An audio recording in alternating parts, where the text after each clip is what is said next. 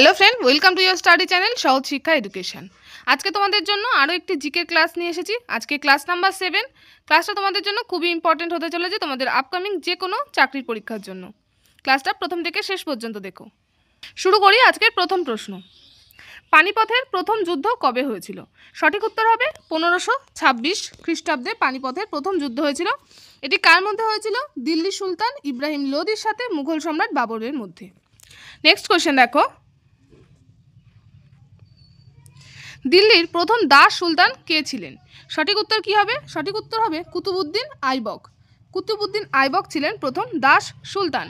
কুতুবউদ্দিন আইবক যে রাজবংশের প্রতিষ্ঠা করেছিল তা দাস রাজবংশ বা মামলুক রাজবংশ নামে পরিচিত। তার মৃত্যু কবে হয় দেখো, 1210 সালে পোলো খেলার সময় ঘোড়ার পিঠ থেকে পড়ে গিয়ে তিনি মৃত্যুবরণ করেন। পরের প্রশ্ন দেখো, মোহাম্মদ বিন তুগলক কোথায় তার রাজধানী স্থানান্তরিত করেছিলেন? সঠিক উত্তর হবে দেবগিরিতে তিনি তার রাজধানী স্থানান্তর করেছিলেন।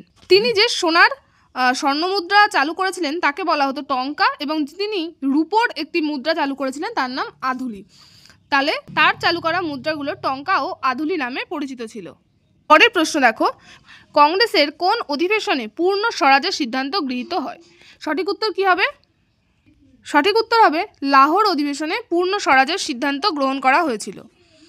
এই অধিবেশনে জওহরলাল নেহেরু তিনি সভাপতিত্ব করেছিলেন। এই অধিবেশনটিতে পূর্ণ স্বরাজের প্রস্তাব মানে সম্পূর্ণ স্বাধীনতা লাভের যে প্রস্তাব, সেই প্রস্তাব গৃহীত হয়। পরের প্রশ্ন দেখো, গান্ধীজি দ্বিতীয় গোলটেবিল বৈঠকে যোগদান করেন কত সালে? গান্ধীজি 1931 সালের যে গোলটেবিল বৈঠক হয়েছিল সেখানে তিনি যোগদান করেছিলেন। পরের প্রশ্ন দেখো, কাউন্সিল অফ এডুকেশন কবে প্রতিষ্ঠা হয়? সঠিক উত্তর হবে 1882 খ্রিস্টাব্দে কাউন্সিল অফ এডুকেশন প্রতিষ্ঠা হয়। নেক্সট কোয়েশ্চেন দেখো, ফাহিয়েন কার রাজত্বকালে ভারতবর্ষে আসে? সঠিক উত্তর কি হবে? তিনি দ্বিতীয় চন্দ্রগুপ্ত মৌর্যের শাসনকালে ভারতে আসেন। মৌর্য সাম্রাজ্যের রাজধানী কী ছিল? মৌর্য সাম্রাজ্যের রাজধানী ছিল পাটালিপুত্র, তাই তো?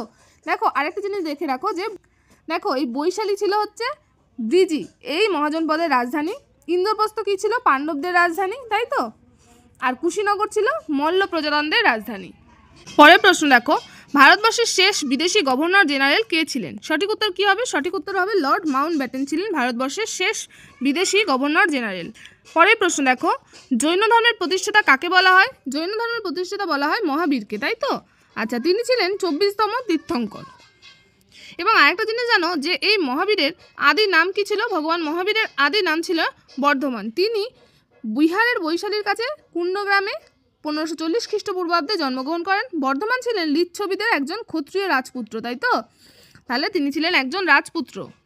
পরের প্রশ্ন দেখো, পঞ্চতন্ত্র কে লিখেছিলেন? সঠিক উত্তর কি হবে? সঠিক উত্তর হবে বিষ্ণু শর্মা লিখেছিলেন পঞ্চতন্ত্র। এবং এই পঞ্চতন্ত্রের মূল উদ্দেশ্য কি ছিল বলো? পঞ্চতন্ত্রের মূল উদ্দেশ্য ছিল নীতিশিক্ষা ও জ্ঞান প্রদান করা, তাই তো?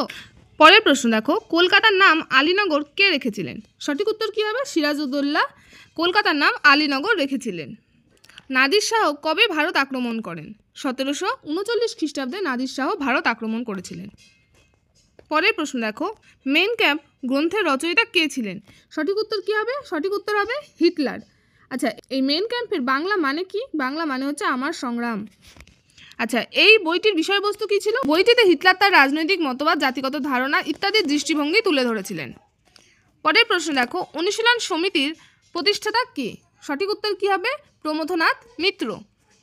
পরের প্রশ্ন দেখো, চিরস্থায়ী বন্দোবস্ত কে প্রবর্তন করেন? সঠিক উত্তর হবে লর্ড কর্নওয়ালিস। এই চিরস্থায়ী বন্দোবস্তটা প্রথমে বাংলা, বিহার এবং পরে বারাণসী এবং মাদ্রাজের দক্ষিণ জেলাসমূহের দিকে চালু করা হয়েছিল। তাহলে প্রথমে কোথায় হয়েছিল? বাংলা এবং বিহারে।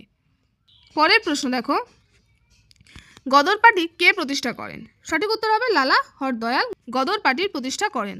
পরের প্রশ্ন দেখো, ভারত সভা কবে প্রতিষ্ঠা হয়? সঠিক উত্তর কি হবে? সঠিক উত্তর হবে 1876 খ্রিস্টাব্দে। পরের প্রশ্ন, ব্রাহ্ম সমাজ কে প্রতিষ্ঠা করেন? সঠিক উত্তর কি হবে? সঠিক উত্তর হবে রাজা রামমোহন রায়, তাই তো? এবং তিনি আরও কি করেন দেখো, 1822 সালে অ্যাংলো হিন্দু স্কুল এবং 1826 সালে বেদান্ত কলেজের প্রতিষ্ঠা করেছিলেন। পরের প্রশ্ন দেখো, কোন সম্রাটকে ভারতের নেপোলিয়ান বলা হয়? সঠিক উত্তর কি হবে? সমুদ্রগুপ্তকেই ভারতের নেপোলিয়ান বলা হয়, তাই তো? এবং তাকে ভারতের নেপোলিয়ান ছাড়াও আরও একটি উপাধিতে ভূষিত করা হয়েছিল, সেটা কি? কবিরাজ। তাই তো, তাকে কবিরাজ উপাধিতে ভূষিত করা হয়েছিল। তাহলে আজকের ভিডিওটা এই পর্যন্তই, দেখা হবে নেক্সট ভিডিওতে। সবাই ভালো থেকো, সুস্থ থেকো। Thank you.